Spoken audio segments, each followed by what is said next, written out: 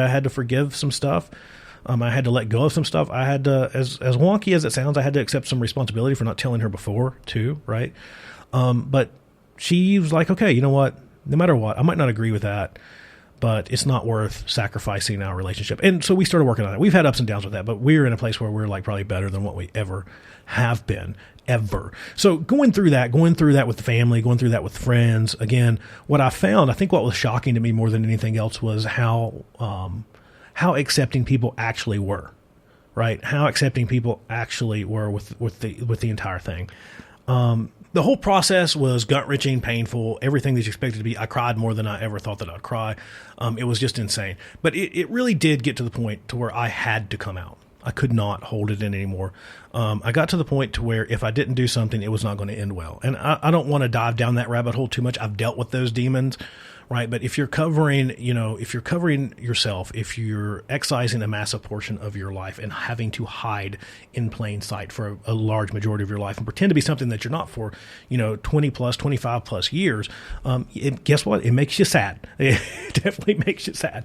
But again, I wouldn't trade the journey for anything. The journey is part of what makes me who I am. The journey that led me to finally coming out made me a much stronger person. And as I said, the biggest blessing, the biggest gift that I received from that is having a daughter that I share with the person that I was in a relationship with, but more importantly to me, that I share now with my partner, right? My partner of multiple years, Jarrell, which you hear me talk about all the time, Jarrell, and my daughter Avery. So yeah, it was insane. It was crazy. But I think what's more insane is that my story, when I talk to folks that are from where I grew up, there are folks that I know that are still at that point of going, yeah, I'm gay, and I don't talk about it though. Most people know, but I definitely wouldn't have a boyfriend. Like, I'm just going to stay single my entire life, right? I'm just thinking about gay men, right? That I know people that I grew up with, or people that are like, yeah, I am, but I'm just going to stay in the closet the rest of my life. There are people that I know that have wives and kids that are like, yeah, I know, but it's not worth being different, right? And so whatever. To each their own. I will throw that out there. And that's, kind of talking, coming out and stuff in general. I think that's the biggest tip that I could tell somebody is that it is to each your own. It's your journey. Like, you have to figure it out. Like, if I came out when I can look back on it and go, well, I should have just came out in high school. I should have just came out when I knew, right? But looking back on it, if I would have came out in the situation that I was in, right? In that situation of being in like a hyper-religious setting, in a situation in which like God ruled all, I would have been homeless. Like, and again, I don't think my dad would have let that happen, but I know in a situation that I was in, and you're asking someone who believes full-heartedly in the air quotes word of God more so than anything else on the planet, to choose between that, which is to them morally and religiously right, and you, they're going to usually pick the one with the religion side. So they would have been very quick to either be like, okay, you're going to conversion therapy, or yep, you know what, you're kicked out of the house until you decide you're straight.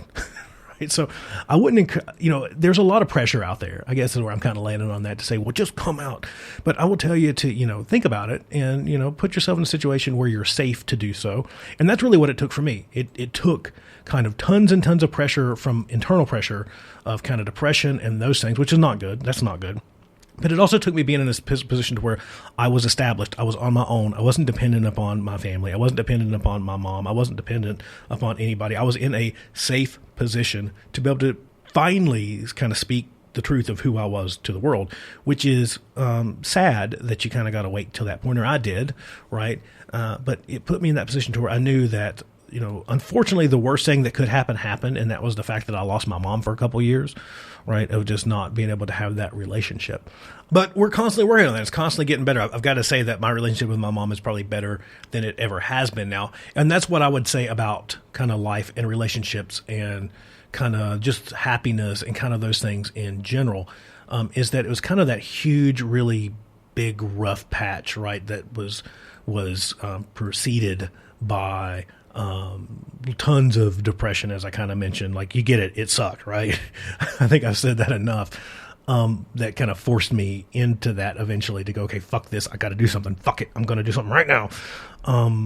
But when I came out on the other side of that, right? And we all still deal with shit. Don't get me wrong. It's not like, woo, magical sunshine and rainbows and walking on a cloud and everything's fucking good now because, I'm out and proud and blah, blah, blah. You still deal with after effects. You still deal with personal. You still deal with all that crap, right? I still deal with being sad and depressed. Everybody does, right? Everybody does.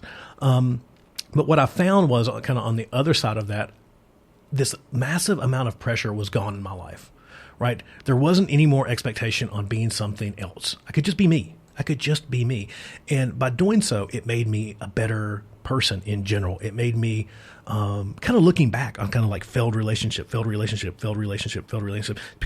I could never have a relationship with a person of the opposite sex that way. Like, it just would never work, right? And then getting through that and then figuring out what relationship should be and then meeting Jarrell and just like head over heels, like boom, in love, like just crazy in love, right? Kind of thing. And just all that stuff falling into place and being able to actually be emotionally available and be myself. And then kind of going farther, right? Because that was some of like the original kind of conversations. Like, again, not picking on mom or family, but like, what are you going to do? You have a daughter. Yeah. If I can't be who I am, I'm a horrible dad, right? If dad's depressed and sad crying in the bed all day long, not going to work very good. So what I'm saying is that I found by kind of really digging into who I was and accepting who I was, it made me better all around. And more importantly to me, the most important thing to me is it made me the best parent that I possibly could be, right? It made me the best person that I could possibly be for my daughter, right? Because if I'm fucked up, I can't be there, right? If I'm tore to pieces inside, I can't be there.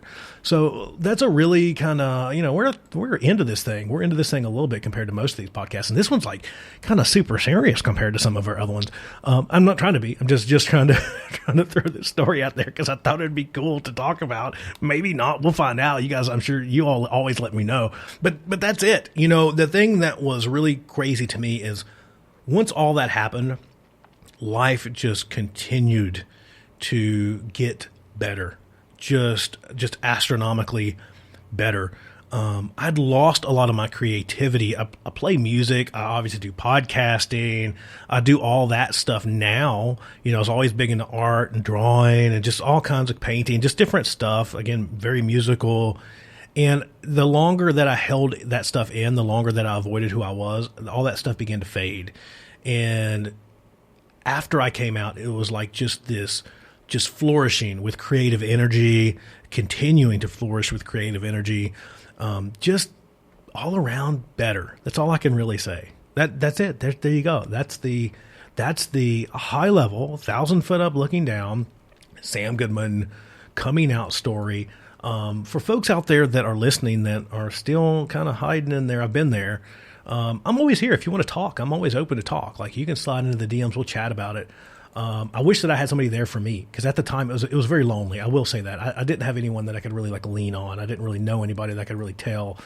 There was a couple people as I was growing up that kind of knew, but again, what do you do, right? What do you do? There's a couple people that I chatted with in my younger days that kind of had the the insider info. But it just was never that kind of support that folks need sometimes. So again, I say that on all the podcasts, that if you ever want to chat, I'm here. I'm definitely here to chat. There's a lot of support groups and stuff out there as well. But that's all I've got for you today. I'm maybe too heavy, maybe super heavy. But that's the great thing about Hey Y'all is that, we just talk about whatever the fuck we want to talk about. And I thought that would be a good one to talk about today. So again, head over to the website, sugoodman.com, head over to palehorsemedia.co. Do me a favor, share the podcast. If you got a FB, if you got an Insta, share it over there. Let your friends know about it. Go tune into some of our other podcasts. Make sure that you're subscribed. That way you don't miss any episodes. And if you go down there and press a few stars, especially if you want to give us 5, that always helps us a ton. It helps bring our podcasts, our messages to a much wider audience. That's all I've got. I'm out here, everybody. Bye, everybody. Bye.